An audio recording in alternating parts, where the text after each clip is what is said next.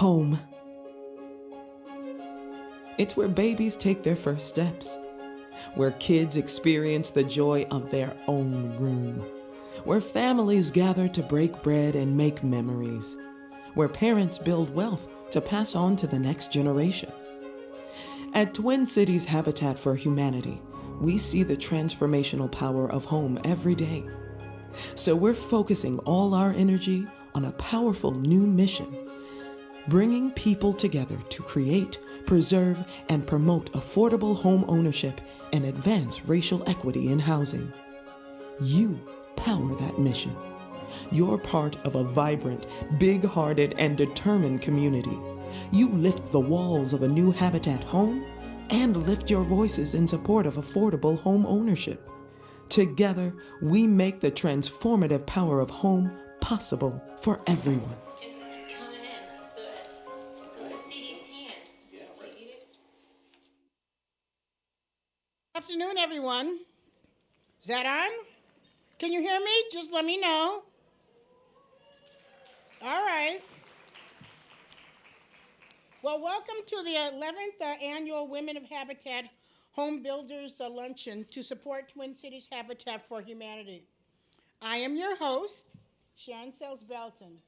And as the chair of Twin Cities Habitat Board of Directors, I want to thank each and every one of you who are in person and those who are with us virtually for coming to today's program.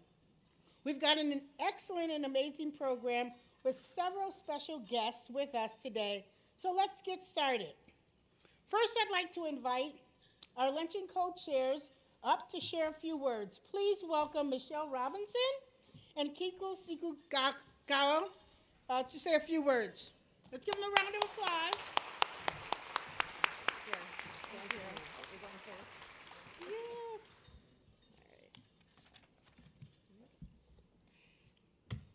All right. Hello, everyone. Keiko and I are honored to serve together on Twin Cities Board of Directors and to be the co-chairs this year for the fundraising luncheon. By the show of hands, how many of you all are here for the first time? Nice, awesome, great. So how about those who have been here before, have done the fundraiser luncheon before? Now, how many of you, keeping the hands up, have done it more than 5 times? Well, awesome, that's fantastic. We were just talking about how long it's been around. Overall, we want to just thank all of you for being here and your support. And for those who have been here more than once, welcome back. All right, welcome everyone. At Twin Cities Habitat, we believe that stable, affordable home ownership is essential to racial equity and generational wealth building. We know that home is a foundation for strong families and communities, and that owning a home can positively impact a family's health and quality of life, both short-term and long-term. So we're thrilled that you've joined us here today to support Habitat's mission to bring people together to create, preserve, and promote affordable home ownership and advance racial equity in housing. We have a fascinating conversation just ahead on the theme, Building Forward, the future of women, racial equity, and real estate. Before we introduce the next speaker, we'd like to take a moment to recognize the sponsors and individuals that made this dinner or this luncheon possible. First, thank you to the presenting sponsors, Dominion and Wells Fargo. And to all of the other sponsors listed in the program and on the screen.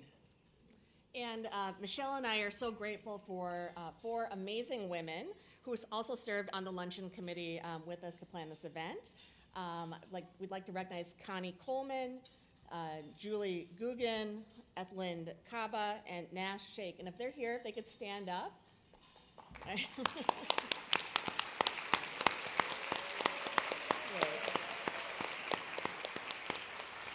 Thank you for all of your work. Now, I am honored to introduce a very special guest, Jonathan Reckford. the Chief Executive Officer of Habitat for Humanity International. Jonathan has been at the helm of Habitat's worldwide mission since 2005, which encompasses local habitat organizations in every state, all 50 states, and more than 70 countries. During his tenure, Habitat has grown from serving 125,000 individuals each year to helping more than 4.2 million people last year build strength, stability, and self-reliance through shelter. Jonathan is the featured speaker at the Westminster Town Hall Forum tomorrow on the theme Service and Antidote to Polarization. And we are so grateful he could also join us here today while he's in town. Jonathan? Thank you very much. It is told I might be too tall. Can you all hear all right? Thank you so much. It is wonderful to be back in the Twin Cities. I used to live here, and I love this part of the world, and so pleased this worked out. And thank you also for allowing someone of clearly the wrong gender to be part of your wonderful event today. On a more serious note, when you think about the face of poverty in our world, and unfortunately in Minnesota as well, it's too often the face of a woman. We know that women, when they have the opportunity, invest their resources in their families, but too often don't have access to the things that most of us take for granted. Habitat for Humanity has become a local and global leader in housing microfinance, helping millions of women each year have access to housing loans around the world. And we all know that housing isn't the only need, but safe, stable, and affordable housing is in many ways a prerequisite for all the other things a family needs. Habitat's Tithe program, in which U.S. affiliates share part of the money they raise locally to help families in other locations, has also helped countless women worldwide. When I think of those glimmers of success, I always think of this group of powerful women from Habitat in Bolivia who led the charge to advocate for a federal law concerning property rights. For the first time, the law they helped get passed requires women's names to be on land titles or home titles alongside their husbands, and allows them to be asset holders for the first time. That law has the potential to help 1.8 million women become property owners and established a precedent for the rights of women to land and housing. Here in the Twin Cities, the need for affordable housing has never been greater. And we must address the housing crisis because it influences so many other social issues, such as health, education, and the ability for families to save money and continue on a path of progress. Imagine what would be possible here in the Twin Cities if more women had a decent and affordable home, and when after paying the bills, they could save and invest in their families. Your generous community has allowed Twin Cities Habitat to become an innovator and a national leader for Habitat for Humanity. Twin Cities Habitat is committed to our global mission to bring people together, to build homes, communities, and hope. And we certainly need all of those right now. I'm so inspired by the work you've been doing on issues of racial justice and advancing black home ownership, curing what has been a historic huge gap here in this state and across the United States. Your recognition of the link between health and housing and your investments to improve the health of families in the community has had a tremendous ripple effect. And your determination to help families navigate the best path to home ownership for their circumstances has helped so many families, even beyond the ones that have partnered directly with Habitat to build homes. The work this affiliate is doing is changing lives.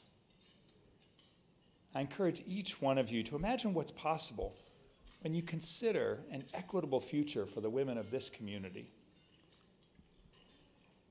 Take a moment and think about the value of home in your own life.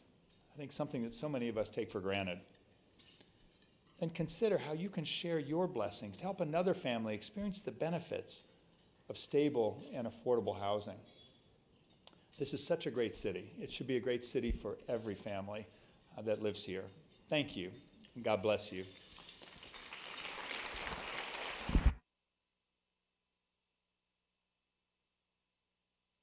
Leaders, so I'm going to turn it back to Chris, Coleman, and Sharon to take us forward in the program. Thank you, Jonathan. Jonathan, thank you so much for being with us this afternoon. We're grateful for your leadership and all the support that you have given us over the years. I want to just take a real quick second to thank Keiko and Michelle for their leadership of this luncheon and all the members of the committee that got us together here today.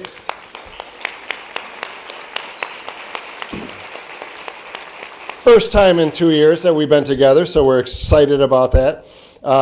It's really wonderful to see so many people rallying around the idea that Habitat's mission is important and that we are here to learn from our great panelists that you're going to hear from in just a minute. Sharon and I, and probably all of you, know well that home ownership is truly transformational for families. We've heard countless times from Habitat clients that owning a home has changed their family for generations. Thanks to the support of this incredibly generous community, since 1985, more than 1,600 families have unlocked the dream of home ownership with Twin Cities Habitat. Thousands more have stabilized and improved housing, finances, and quality of life through our programs. But unfortunately, and Jonathan hinted at this, far too many families in our community don't have the safety and stability of a home that they own. In Minnesota, we've heard this before, but in Minnesota, we have one of the highest rates of home ownership of any place in the United States of America. But we have one of the lowest rates of home ownership for families of color, and particularly for foundational black families. We know that we need to change that. But we also need to understand how it happened, and it wasn't by accident. Throughout the 20th century, and before that even, people of color, especially black Americans, were intentionally blocked from owning homes and generating wealth through redlining, racial covenants, and systemic racism in housing. The issues compounded over generations. Families who owned homes and could build wealth could pass it on to their children. Those who were the targets of restrictive housing policies didn't have that ability to do the same. It's on all of us to both acknowledge this history and to intentionally create access to home ownership for those who've historically been denied it.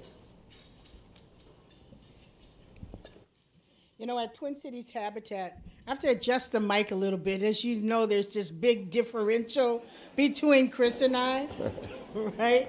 So hopefully you can hear me. At Twin Cities Habitat, we're tackling these challenges that Chris just talked about head on with our new Build Forward Together strategic plan, which is laser focused on expanding equitable access to home ownership. With your support of this strategic plan, Twin Cities Habitat will build more homes, deliver stronger financial coaching, tear down barriers to home ownership, and engage our community in every step of the way. As we expand our impact, we're building forward together with the intention by centering our work around those most impacted by systemic racism in housing, which Chris just talked about a few moments ago. With community feedback and intensive research as our guide, we are adapting our home buying program to work better for Black families. And we know that we will have a ripple effect on everyone that we serve. Strong community support is absolutely critical to unlocking this bold plan. And it's going to take all of us, smart, powerful, big-hearted Minnesotans, like all of you, to push us closer to our vision of a more vibrant, equitable Twin Cities. You know, one of the great things in the role that I have is I get to hear from our families about the transformational power of home ownership. It helps me understand the importance of our work when I hear directly from our families about how it has changed their lives to own a home that Habitat has developed. These stories demonstrate how one house can support families for generations to come. So I'm excited to introduce one of our homeowners from the Habitat family, D'Angela Flournoy. D'Angela bought a home through Twin Cities Habitat for Humanity more than 25 years ago. As a matter of fact, she was the first of our homeowners to buy a home right here in Bloomington. So it is my pleasure to welcome to the stage D'Angela and to tell her story. D'Angela?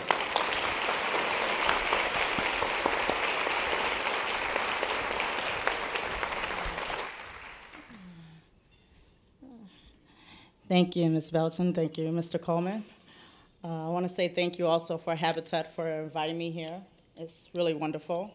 You guys might hear me say blessing a lot when I'm speaking because it has been a blessing to be here and to be part of Habitat. My family moved here around 1987. We're from Gary, Indiana. And we moved here and we moved into the Potterhorn Park community. And we've been there for a while, and when we moved there, there was a street that I lived on, which was Bloomington Avenue. And that's where my life began. After living in South Minneapolis, after graduating from high school, I did a little college, worked part-time. I got my own little apartment, and I always thought there was something more that I always wanted, but I wasn't sure what it was. So after living in apartments, and it was really hard growing up as a single mother with 2 children. I moved into public housing in Southeast Minneapolis. And I had a friend who mentioned about going to apply for a home. And I decided to join her. And I had this feeling of, would I qualify for a home? Being a single mother, didn't make that much money. My credit wasn't bad, but I always wanted to do more for my family. So when I got the call, not thinking that I would qualify, Habitat looked beyond that. They looked at someone who wanted something more for their family. They looked at a person who was probably trying to get their lives together, get their family together. And that was a blessing to see that Habitat did that. And the interesting thing is when they told me that my home was going to be in Bloomington, it'll be the first home, I'm thinking, well, that's a lot of homes on Bloomington. I'm thinking the street. I wasn't thinking that they were talking about the city, because I always lived in, South Minneapolis. So they was like, no, it'll be the first home in Bloomington. And I was like, wow, and that will always stick with me of living in Bloomington. And that has been an awesome journey, and I appreciate Habitat because they have been always there for me. They have awesome classes that when I was going through with trying to understand how to fix a toilet or roof, they had courses there, and they just had people there, and they were like a family. And that's what I appreciate about Habitat, being there for me and my family all during the years. The interesting thing is the first night I moved into my home, there was a tornado storm. And I had this bad thing of thinking, oh my God, I just moved into this house. The first day, there's a tornado, and it was like a level 4. It was like awful, and the house still staying firm. So I was like, all right, I'm in the best house ever. So the wonderful thing about this program is how, I tell my kids that, this is a blessing to where you could be able to build your home. And that was one thing I experienced is where, they make you part of that foundation to go in and help. My sister was on a roof, and we had nails and hammers, and to be a part of that.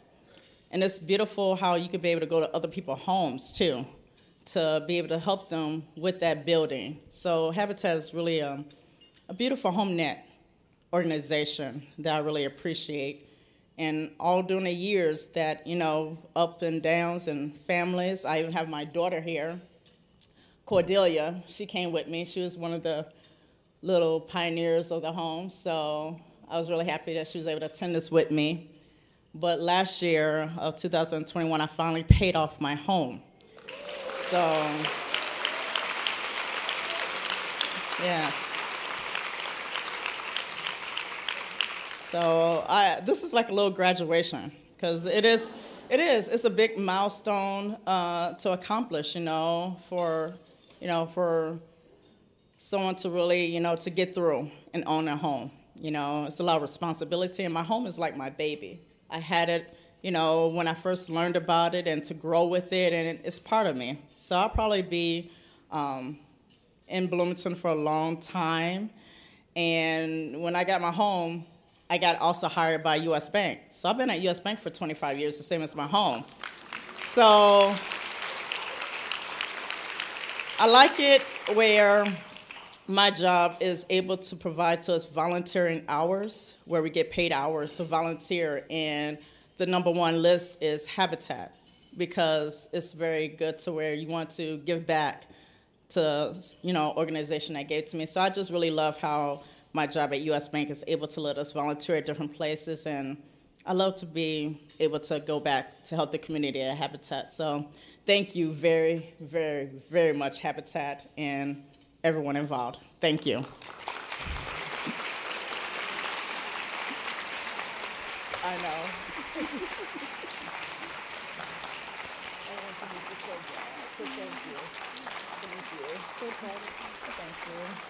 Let's give her another round of applause. That's just absolutely incredible. Thank you so much, D'Angela, for being a role model for your children and for your community. Excuse me a little bit. I'm just getting a little choked up by just that wonderful story. What a powerful advocate for Habitat. And I'm delighted that you brought your daughter with her. I don't know if she's shy or not, but if she isn't, please stand up so that we can acknowledge you too.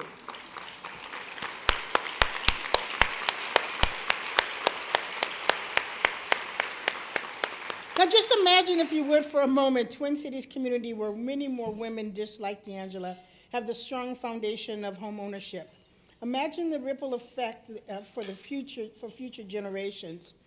Think of the habitat, the impact that this could have on all of us.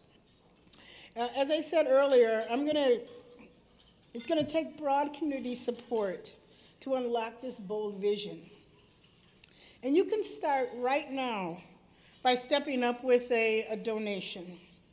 In the next 5 minutes, we want to raise $75,000 to help make homes affordable for more local families. Your generosity will open the door so that more of your neighbors, our neighbors, can experience transformational power of home. We're making it easy for you to give. You can scan, and I've got this thing with me right here. You can scan this little QR code that's on your table tents and get access to the donation link. Or there's programs on your table as well that have that code, and you can just use your phone and connect with it. We need everyone to step up and give us what you can so that we can support our local communities. And I'll be very honest with you, our communities are counting on you, on all of us, to make their dreams of home ownership come true. Let me just paint a picture for you, if I could. Here's exactly how your gift could help us with our mission. $2,500 provides 20 financial coaching sessions to help our clients get ready to buy a home and set them up for long-term home ownership success, just like you heard D'Angela talk about. She paid off her mortgage. That is now a tool that she can leverage to pay for college, start a new business, or whatever dream that she has. We want to make that dream come true for others. A gift of $1,000 installs all the interior doors of a Habitat home, including the door that opens up to that child who's getting their first bedroom for the very first time. Your donation of $250 installs the sidewalks leading to the front door of a new home where a child, I know the kids in my neighborhood do this all the time, get to draw their little, pictures of their dreams and their unicorns, etc., on the sidewalks. I actually did hire a young girl to write happy birthday to my husband on his birthday. He was so delighted to do it. And she was my new neighbor. And we also have a special opportunity for you this afternoon to double your impact. Your gift of $250 or more will be matched dollar for dollar thanks to Tian Kai and Dan Cool. Let's give them a round of applause. That is amazing. And thank you for your generosity. So just keep this in mind. Your gift at any level is critically important. So give what you can. Those numbers are too much for you. Just give what you can. But I want to challenge each and every one of us to give, to be involved, and to help us realize this big dream that so many in our community have. Maybe you came here with the idea of how much you wanted to give. I kind of did. And what I want you to do, and I'm challenging myself at the moment, is I want you to think about doubling that gift. So if you thought you were going to write a check for $250 or more, just think about what happens if you write it for $500 and then it's matched by Tian and Dan. That sounds so cool. You know, we talked a lot about how impossible it is right now for working class folks to really try to buy affordable homes for their families. And things are tough. There's no doubt about that. But Habitat turns. We know how to turn the impossible into possible. But it all depends on how much we step up. It depends on you and I. So if you haven't already, please take out your phone. I don't know if you've got your phone. I have mine on my table. Chris, hand me my phone if you would. Take out because I'm going to do this right now. If I'm going to ask people to do it, I got to be willing to do it myself, right? Is that right? Put your money where your mouth is, right? That's what they say all the time. So you need to take out your phone, open up your camera, and then I want you to scan the QR code. Choose the amount that works best for you. Just walk with me, everybody. And then take that action. Now, if you're in the room and you prefer the old-fashioned giving experience, sometimes I do, there are envelopes that are on your table. And there's also a pen. So you can just fill out the card, put it in an envelope, and a Habitat staff member will come by and pick it up. And I don't know which staff member has been assigned that duty, but we want you to be able to identify yourself at some point in time in the front of the room and then walk around and pick up those envelopes. Now, if you're joining us from home, fill out the donate form that you see on your screen right now. Okay, it's on your screen. Just fill that out. And then don't forget, my folks at home, that if you press the button for $250 or more, it's going to be matched dollar for dollar. So on behalf of all of the families who partner with Habitat, let me just say an early thank you.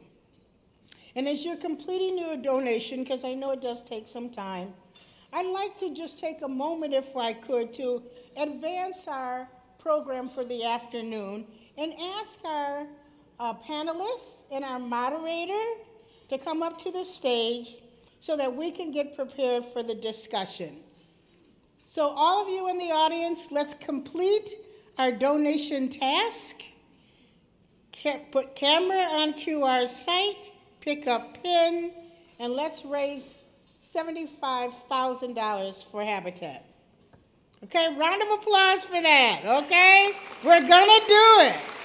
We're gonna do it. That's what I like. The people at the Dominion table are clapping loud. I love it. So panelists, will you please come forward? Taking flight.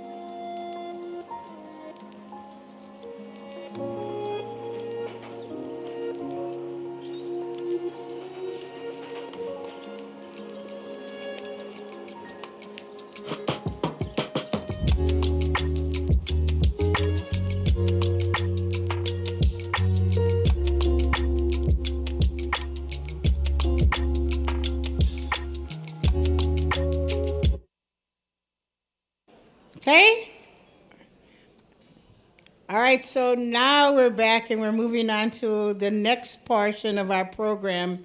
And before we begin, for those of you who, were able to complete their transactions, let me again be one of the first to say thank you very much for your generous contributions. We know they're coming in, and we're grateful for your support. And I mean that to those of you who are in the audience with us today and the folks that are visiting with us virtually.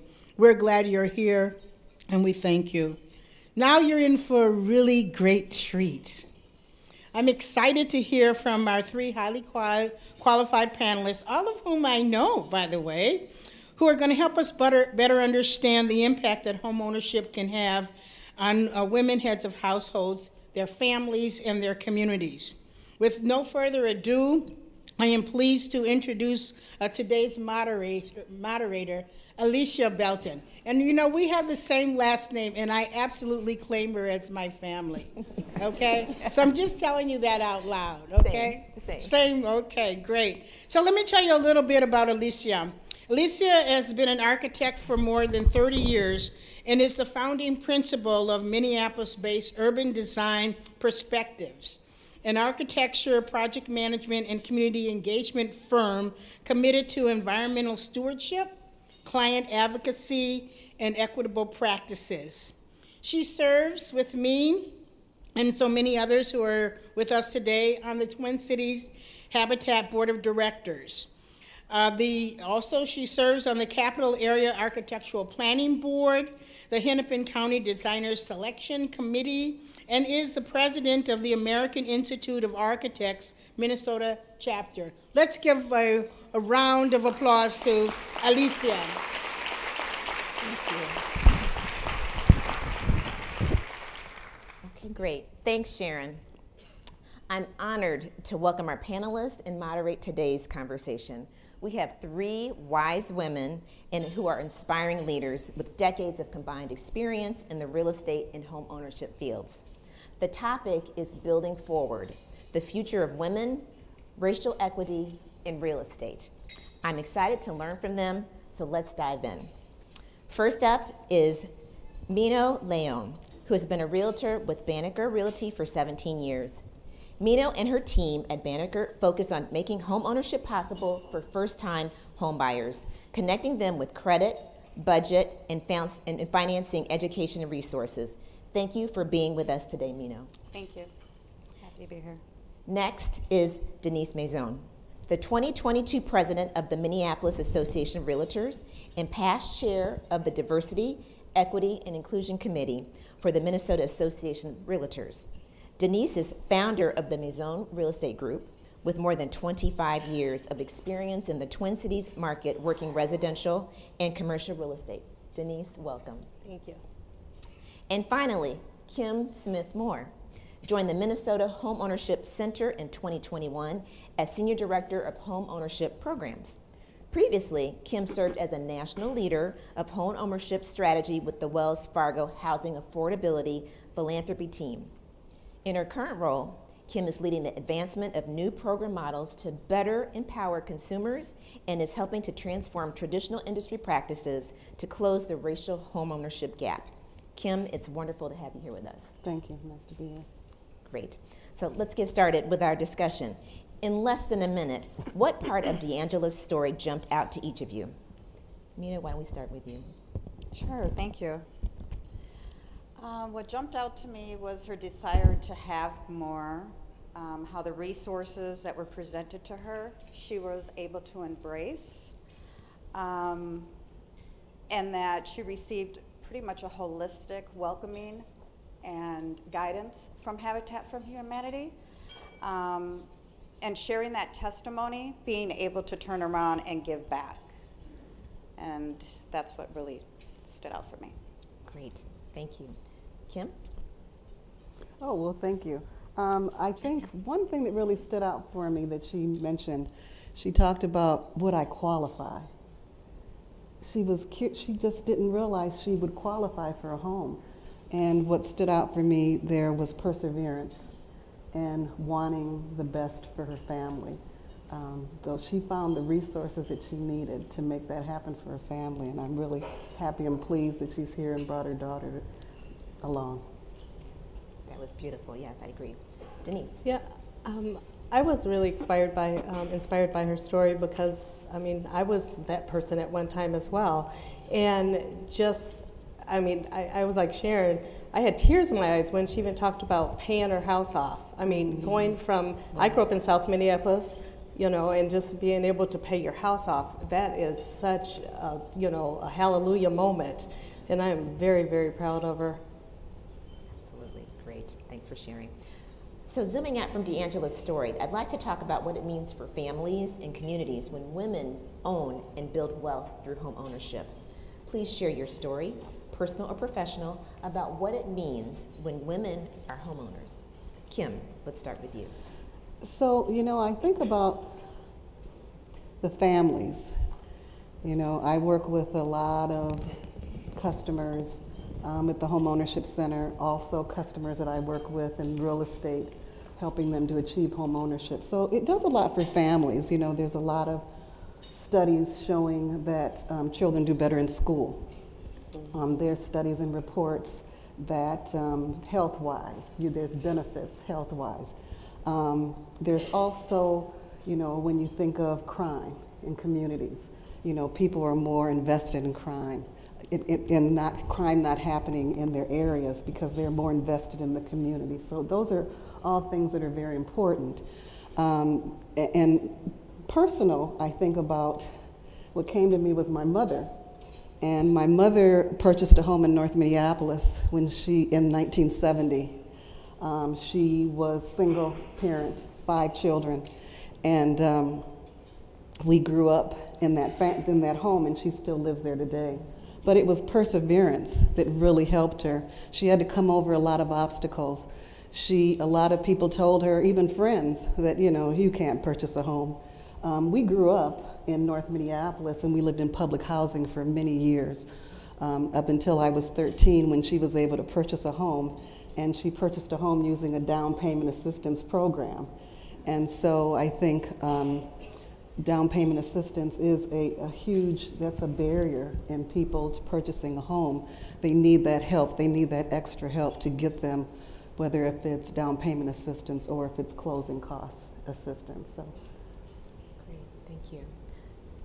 Denise? Yeah, piggybacking on that, also trusting the process. You know, if we can just reach people where they're at and let them know it's okay, it's all right, you know, we're gonna set you up. My good friend Trent, I know people always talk about it, it's never a no, it's a slow yes.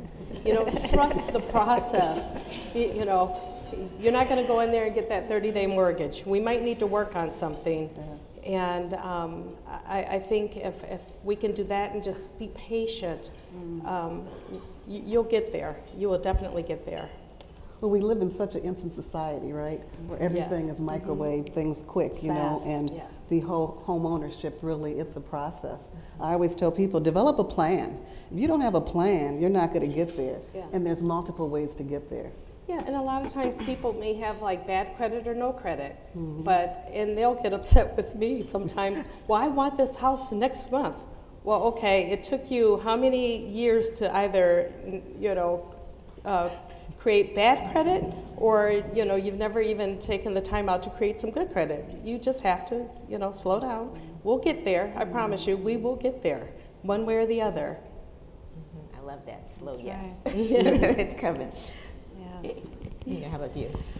So there's a personal family story that I shared with a couple people. My family came here from Puerto Rico in 1950. My grandmother lived in a couple apartment homes on the north side and purchased her first home at 1501 3rd Street North before 94 went through, as it also did in St. Paul, in that community.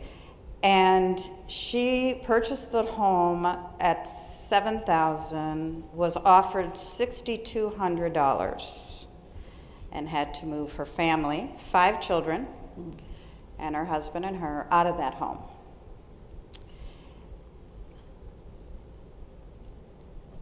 From that point, she relocated into apartment homes in South Minneapolis. She always remembered what she went through, what her testimony was to get to where she was. As an entrepreneur from Puerto Rico to here, and owning homes. And so she inspired all of us, poured into all of us, my aunts, my cousins, everyone in the family, about the importance of owning your own home. And in those days, you know, you needed 20% down, right? So, and interest rates were what, 17? So, yeah, so that home ownership idea of what it means, how it builds wealth, and the most important thing is how it creates the stability in your home and how it creates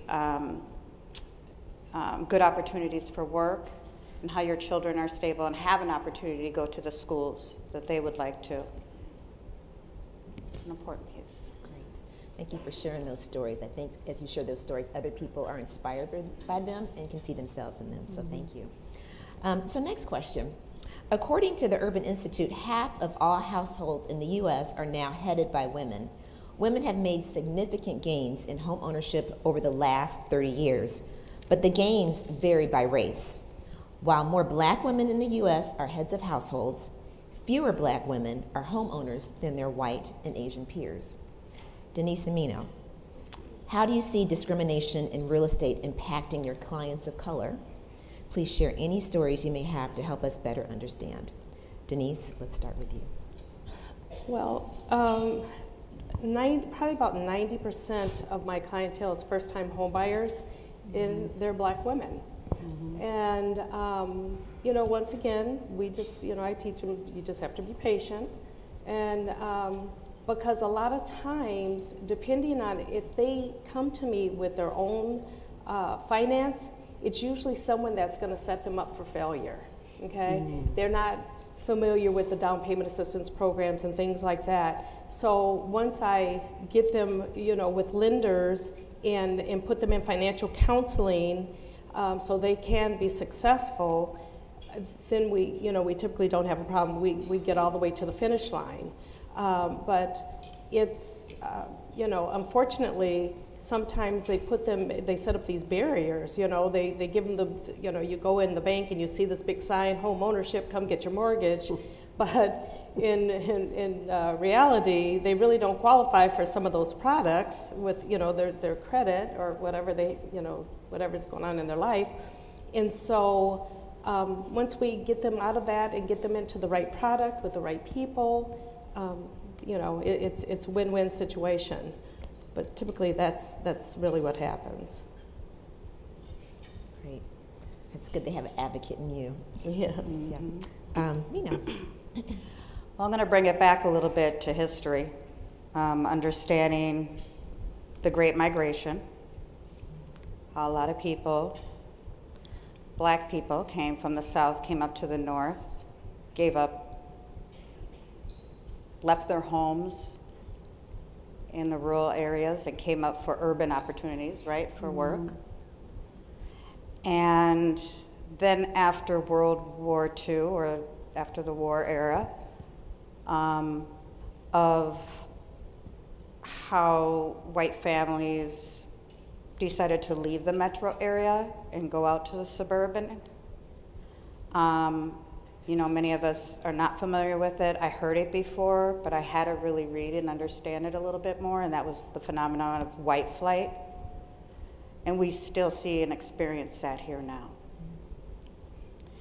And I feel like the discrimination that is embedded and that we see in real estate is damaging to one's mental health, your well-being, your careers and families.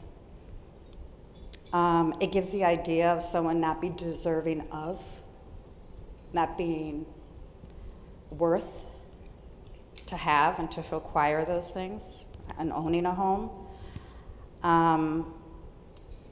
And, you know, obviously the building of wealth.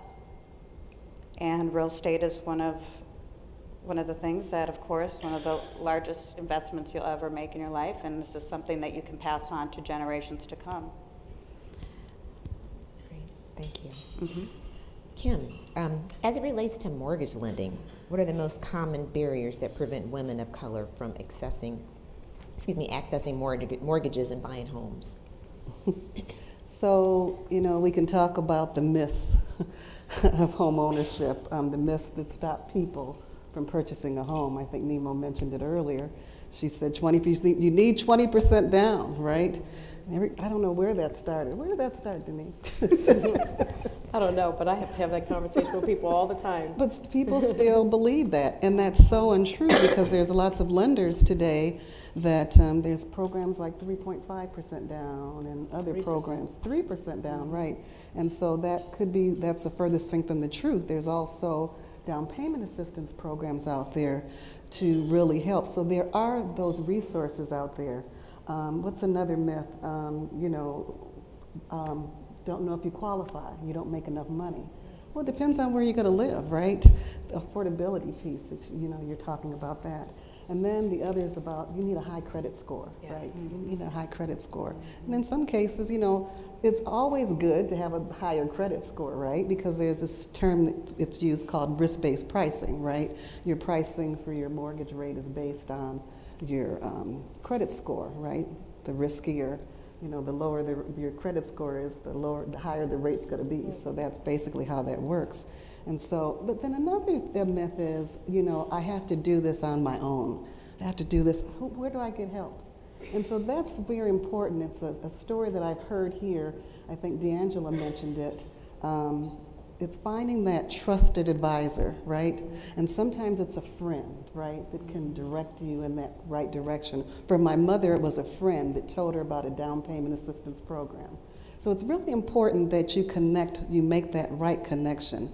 And I know there's a lot of folks that I see here today, and a lot of them are friends and people that I don't know, but maybe you could be that trusted advisor, right? And help people and guide them in the right direction. I can put a plug in for the Minnesota Home Ownership Center. We have that opportunity for people as a resource to be that trusted advisor to help develop that plan for home ownership, because it's achievable. If you dream it and you have that hope, it can come. It can come to you. It's just going to take time. It's patient. It's not going to happen overnight. No, Yeah. nope. I love that, the trusted advisor, and I think when you see somebody else doing it, you certainly have that vision in your head. It's that seed. It's achievable. That's right. right. That's right. Definitely. I love that. All right, next question. Mina, let's start with you on this. Could you talk about a program or policy that is helping to combat racial discrimination in housing and address barriers to home ownership? Feel free to speak to an existing program or policy or to one you wish to see. So existing, Banneker Realty. We're intentional. We place ourselves in places and have those tough conversations. Our partnerships with Project for Pride in Living, we've had partnerships with the city, Habitat for Humanity, a lot of the lenders here, Home Ownership Center, Habitat, just really trying to be intentional about our work and making sure that we're sharing what we see and offering some input to what maybe would offer them an opportunity to expand services or reach even further. As far as policy, we need to increase the volume of affordable housing. The importance to access to credit is very important. And as far as and policies and enforcing fair housing laws, it's still happening today. And as far as what I would like to see, I've always thought that our faith-based institutions and our community centers would be a phenomenal place to start with the budget and credit with reaching our children first and reaching our elders there. And giving, even folks from the congregation an opportunity to turn around and pour in their resources to one another. And I've always wanted to see that. That's inspiring. That's really good. That's really good. Okay, Kim. So you said programs and policies, right? So I think of a program. Before I came to the Home Ownership Center, I led a program for Wells Fargo called the Neighborhood Lift Program, and that program has since sunset. However, I'll tell you that program was a national program, and it did create, I think it's still climbing, the number's still going up, but 35,000 homeowners. Majority of them were first-time home buyers. And I'll tell you that we looked at the numbers, and almost 70% were Black and brown in communities of color. So that was a very successful program. So any sort of down payment assistance program I think is great. There's a lot that are out there. There's also, you've heard about special purpose credit. So those programs you're starting to hear more about it. It's kind of the buzzword. But those programs can be done by lending institutions. They can also be done by nonprofit institutions. And it's really to focus on those individuals that have been where you have the largest disparity gaps. And it's for communities of color, and particularly Black. The thing is that those special purpose programs have been out there for years, right? But nobody ever felt the need to really use them. So I think it's a good thing now. In terms of policy, I can tell you that I know the Minnesota Home Ownership Center is collaborating with Habitat for Humanity and also the Minnesota Realtors on what they're calling a first generation down payment assistance fund. And that program is to create, say, 5,000 homeowners and within a 3-year period.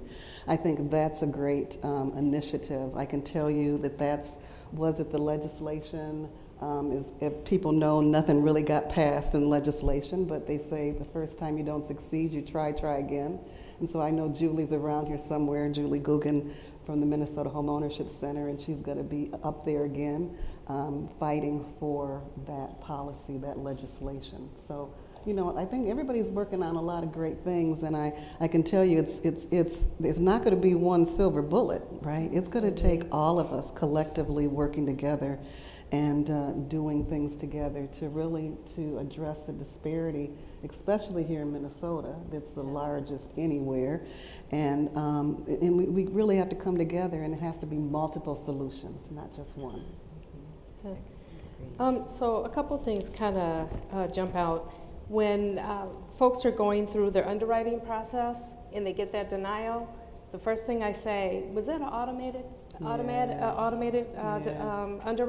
That's good. And they'll say, yes, it was. No, I need a person to put their hands on that file. Go back, because I know we did our homework. Go back, and it always goes through, okay? So that's one thing I have to stress. So, there's a lot that we have done. There's a lot that's been done to, people of color, Blacks in particular.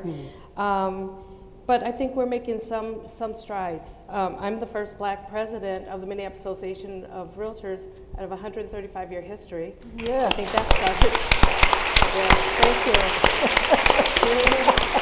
Congratulations. Thank you. So I'm going to say something too, because today is Denise's birthday. And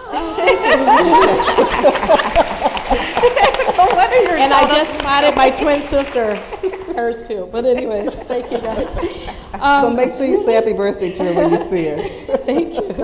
So with that being said, so that's a big deal. But it's going to be even a bigger deal because, like the Sankofa bird, we have to reach back and pull someone else forward. Yes. And I'm talking about, and once again, being intentional, putting Black people in positions where they can use their voice.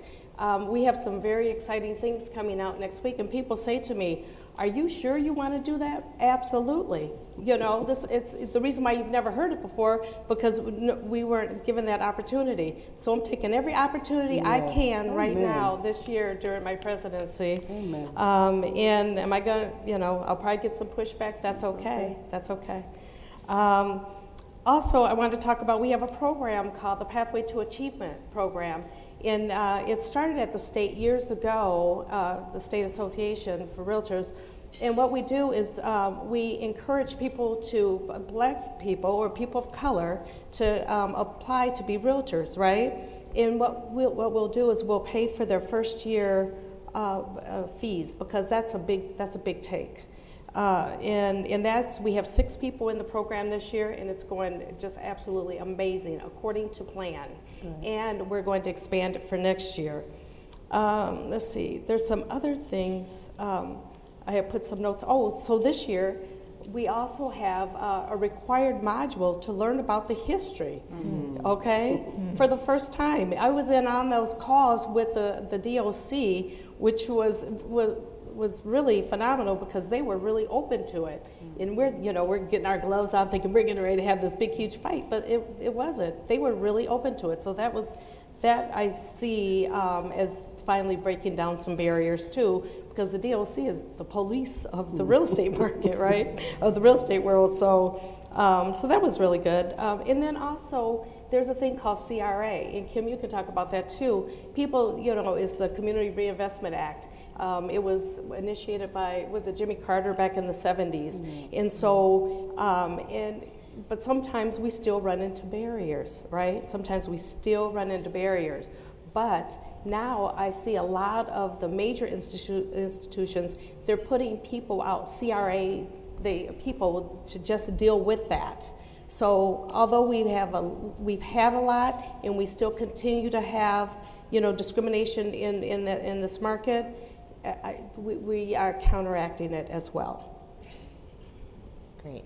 Sounds like you all are shaking some things up here. Yeah. So I think that's wonderful. I mean, if we want different outcomes, we're going to have to do some things differently and allow people to have access to things that they haven't had before. And you all are doing that really beautifully. Yes, definitely. Look outside the box. Absolutely, For absolutely, solutions. absolutely. Well, okay then. Our last question here. So, we've covered a lot during our conversation, and to wrap up, I'll ask each of you to respond to these 3 questions. Kim, we'll start with you, but what's your top advice for home buyers in today's housing market? What's one key takeaway you want everyone here to remember from our discussion, and what's one action all of us can take as Habitat supporters to expand access to home ownership for more women in the Twin Cities? So, top advice, key takeaway, and one action. Okay. So top advice, I would say, we're talking about hope here today. And I would say, don't give up on your dreams. I think dreams are important, that we all have dreams. I work with a lot of youth in the North Side, a lot of girls, and a lot of them don't have any dreams. They don't dream about being anything anymore. And I'm talking about the girls. The boys, that's another story. They don't have any dreams. A lot of them don't even see themselves living to 30 years old, just because of their environment that they're brought up in, right? And I'm saying that because it's important that you dream and you don't give up on your dream. And that's what women do as far as home ownership, looking for those right resources, as Jonathan said earlier, and putting that all together and taking care of a home and building a home. I think that's my advice. Never give up on your dream. Takeaway, I think there's people here that are currently homeowners, right? And you're benefiting from being a homeowner. Encourage others who you know that aren't homeowners. And I get it. Not everybody is a homeowner. I get that. And that's okay. There's other ways that you can build wealth, but that's one way, home ownership. Really, everybody has an opportunity. Everybody has an opportunity. And if you don't own a home, you have an opportunity through home ownership to build your wealth and your family's wealth. One thing that I teach and I talk about is building wealth and leaving a legacy for your families. And that's really, when I speak to women, and you too, I'm sure, women understand that. It's like a light goes off, a legacy for my family. They're thinking about their kids and their grandchildren living in this home. And so that's important. One action to take, get involved. I think Habitat for Humanity is a great organization. Jonathan's here. I've worked with Jonathan for many years. Get out and do a build. Give back to your community. Builds are really great. It's a great opportunity to, give your time, give your experience that you have, and it's also a great opportunity to meet a lot of these homeowners that are first-time home buyers that are experiencing home ownership for the first time. So I would encourage you. There's a lot to do. There's a lot to do, and I would just urge everybody to just look in the mirror and look at yourself and say, what can I do? What can I do to help move this needle? Because it's going to take everybody. We can't keep sitting in the pew and sitting in our seats on this one. We got to get up and do something and be active. And one other thing. Absolutely. One other thing is, we're talking about the racial disparities and things like that, And I would say, for the white people that are here, know how to use your white privilege.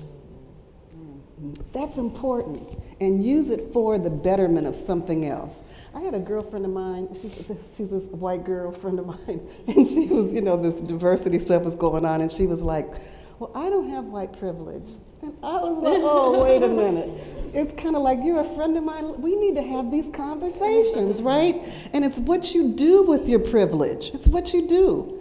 And you could take that, you could give it, give some of your time and help Habitat, right? And it's a very diverse organization. You'll make those connections. Don't just stay in your bubble. Get outside of your bubble and experience other things. I'm done. That's good. No, that's good. I'm sure we could sit here all afternoon and listen. That's really good. That's good. Okay, Ms. Denise.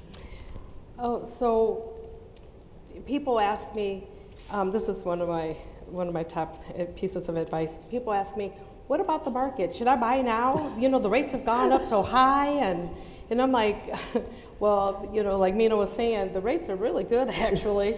The house price has gone up, but the rates are really good. And I tell people, get something while it's reachable. Okay, because the houses that they're selling now for $300,000, I used to sell them for $80,000, $60,000. Yeah, so get something while it's reachable. And another thing I say, it doesn't have to be your forever home. Just get into something. Everybody wants a 3-bedroom, 2-bath with a 2-car attached garage and a finished basement. I already know what you want, right? I know that. In a fenced-in backyard. I know that. And a swimming pool. And a swimming pool. But let me tell you, get that 2-bedroom. Look downstairs. Can we put an egress window in for a couple thousand and build equity instantly, right? So that's the one thing I tell people. Get something, get something while you can, because it is. What is the stats now? If we go up 1% more in the interest, it's going to be 11% less buying power you're going to have. Get into something now. So my key takeaway regarding our discussion, first of all, we're all in agreement. And its perseverance is what really is just on my heart. We have to persevere. We have to have perseverance and just keep moving forward. Someone says, no, you just keep moving. That was the wrong person you were talking to. Like I said, my friend Trent will tell you, it's just a slow yes. And that's who you need to be talking to, people that are, trying to make it happen for you. And then we're talking about what you were saying, about the Great Migration. Yeah. My mother is from Marion, Arkansas. They pick cotton for a living. Mm-hmm. She worked and washed clothes and stuff for different, for the white families. And she's like, this is not the life for me. Mm-hmm. This is not going to happen. And I was raised by my very strong black mother, who I am so grateful today. We came up to Pontiac, Michigan, where we were born, okay, and so they can work in the automobile industry, and so I'm saying she did that. She was a graduate of the University of Minnesota. She had 3 children. She took care of her family. You know, very, very proud mother, and I am very proud to have her as my mother. And so, once again, perseverance. You know, you could never tell her no. Trust me, you could never, ever, ever tell her no. If anybody that ever knows her, and Sharon knows her very well. So, so the one action I can say is take someone by the hand. If you don't know, and anyone that, you know, deals with down payment assistance programs or anything like that, you need to talk to, like a lot of us veteran realtors that know all these programs, because sometimes you just have to really hold hands. Like, I will go pick you up. You know, I'll take you wherever you need to go, whatever you need to do. You know, once a month I do a first-time homebuyers class, and I mean, I could be doing a bunch of different things on a Saturday, but that gives me so much great joy. And, you know, I'll say to people, oh, you're waiting for a ride? People will come there in a Lyft, right? I'll give you a ride back, you know, you make it there, or I'll come and pick you, whatever. But I think we just have to look out for one another and go that extra mile. But, and I'm more than happy to do it, because I find great joy in it. And there's nothing better, like you said, Kim, building community. You know, I grew up in South Minneapolis, right in this Bryant Central neighborhood. And I'm telling you, everybody over there owned a house pretty much. And I thought they did. They may not, you know. Everybody lived in a house. I thought it was fascinating that people lived in apartments. I'm like, really? I mean, because everyone in my neighborhood pretty much lived in a house or a duplex or something. So, but home ownership is important, and I've been doing it. This is my 29th year, and I plan on doing it for 25 more, if good Lord's willing. That's good. Thank you. All right, Ms. Mita. Top advice, positioning. I say that a lot to people who I talk to. Positioning by making sure that you are looking at what you have at home, what your resources are, what your stability with your income is, and assuring that you can having the patience, but assuring that that dream is definitely within reach. And like we heard earlier, having the people available to you and reaching for them. I think that a lot of times everybody, and we said this earlier, wants things very fast. And, you know, we position ourselves to become new parents. We position ourselves for a new job, or, you know, just all sorts of different things in our life. And we do need to know that, or share with others, that positioning is okay, that timeline is your timeline and nobody else's, and that we all experience different life events. And so many of us, you know, may know somebody who've had a medical issue, lost their home in foreclosure, a divorce. I was a caregiver to 3 of my parents, God rest them, and there was many things that changed in the home, and many things that I needed to sacrifice before I positioned myself again to be able to provide and to have a home again that I owned. One key takeaway, well, the work is real out here. It's live and in living color for you. And it doesn't take much. I think a lot of times we get caught up into thinking that, well, if I had the time, if I had more money, if I had the resources. You do have the time. We make time for things that are important to us. Mm-hmm. You do have the resources. And it may just be, hey, let me look at my cell phone. I remember going to this luncheon for Habitat for Humanity, and let me give you their website, and let me pass this on to you. Someone there will be able to assist you. We all have the power to aid and assist others. And remember, we leave this world the same way we came in.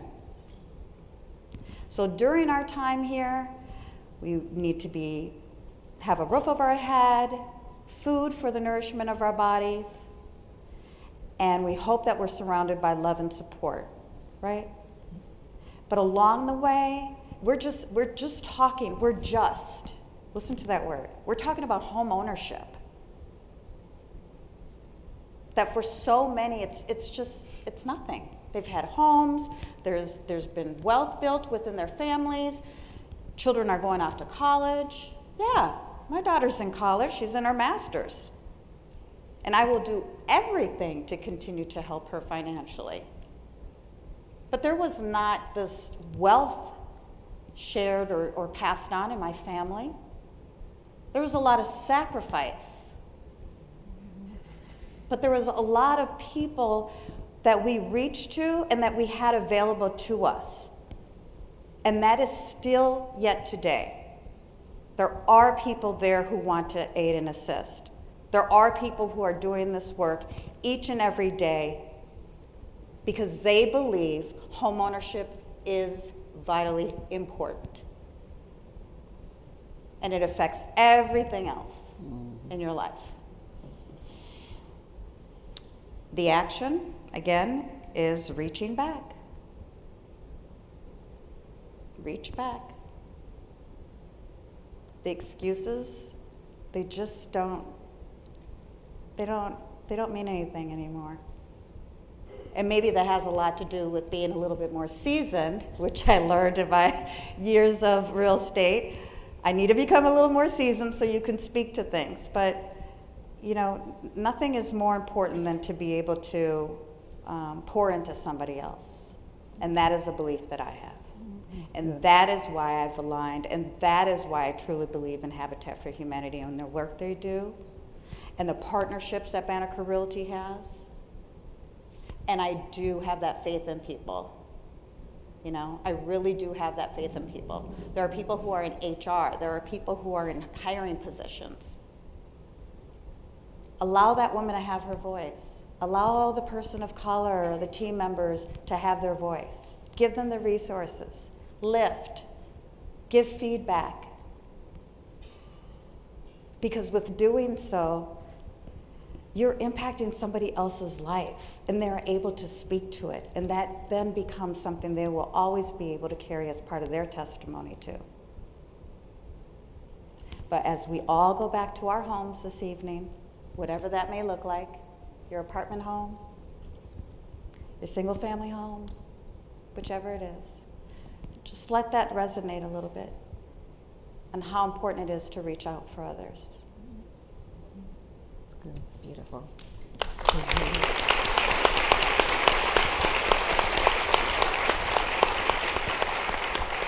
Well, ladies, thank you so much. Thank you for your wisdom, your nuggets of just these pearls of just stories and insights and experiences. We appreciate you and all the work that you're doing to lift up other families and make access to home ownership possible for so many Twin Cities families. So can we please give a round of applause to Kim and Denise and Tamara. Thank you. Good job. Good job. Again, thanks so much to our panelists and our excellent moderator, Alicia Belton. Yeah.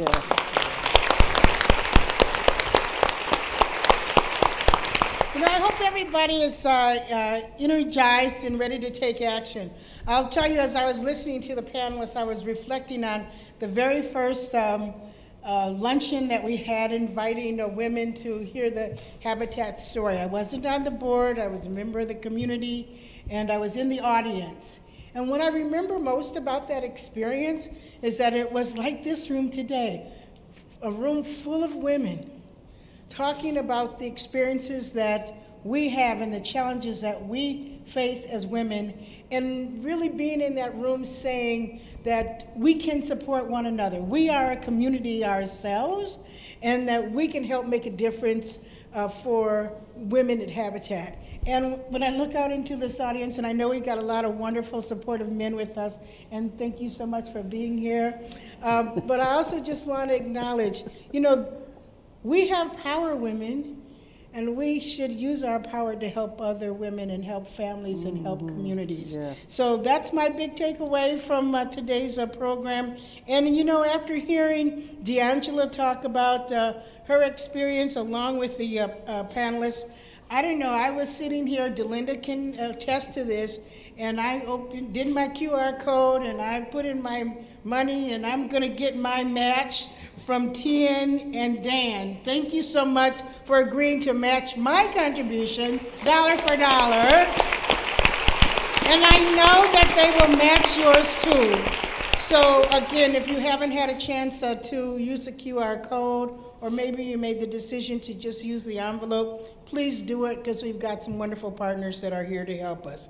Before you head out this afternoon, I want you to pick up your program and check the back of it.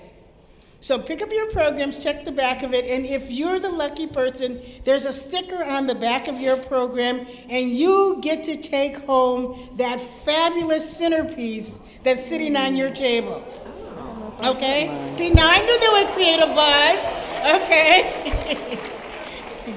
And if you're interested in learning more about Habitat, which I hope you are, please stop by one of the tables or the booths outside of the ballroom. See, look, I know that centerpiece thing was going to get all that attention. Okay, and that will last you for the whole weekend through Sunday. Okay, so if you're lucky, you got it. Good for you. Right. Now, let me just tell you my last message. This is my last message, Chris, I promise. As I said earlier in my remarks, if we're going to accomplish this, our goal and objective, if we're going to really advance our strategic plan, it really is going to take all of us working together as one Twin Cities community. And I am absolutely convinced that we will build forward together. So thank you from the bottom of my heart for coming today. Chris, it's all yours. Well, Sharon, thank you so much. Your leadership of the board is fantastic. You continue to give back to this community, and you are a great leader. So thank you for all the work that you do.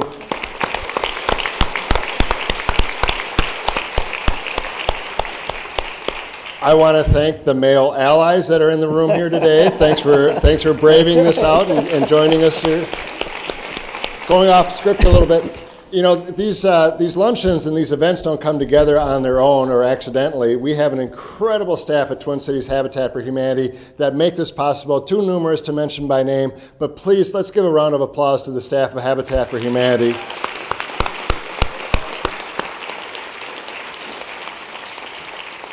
And again, to D'Angela, to our panelists, Jonathan, thank you so much for being here. Thank all of you that support this. We have a truly generous community.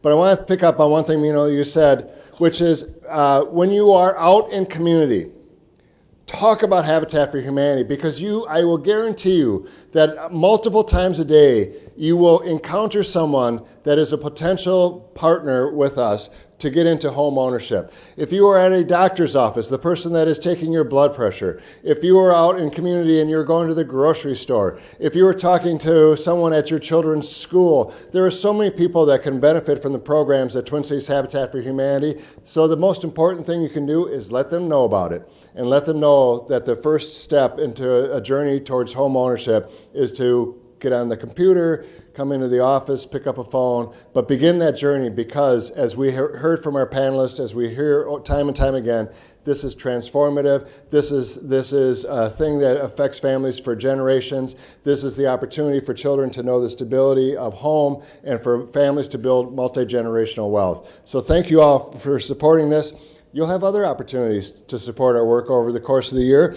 Of course, Saturday, May 20th is our annual Hard Hat and Black Tie Dinner. It's a fun event. If you haven't been to it before, you can put on your best construction couture. If you can figure out how to make a tool belt work with a bow tie, power to you. It is a fun event, and it's great, and we want to see you there. Make sure that you tune in to Westminster Town Hall Forum to hear from our incredible leader, Jonathan Reckford, as he talks about the powerful work that he is doing across the globe. This is a wonderful organization, but it all starts with you. So thank you for being here. Thanks to everyone that has participated. Have a great afternoon, and keep on supporting the work that we do at Twin Cities Habitat. Thank you so much.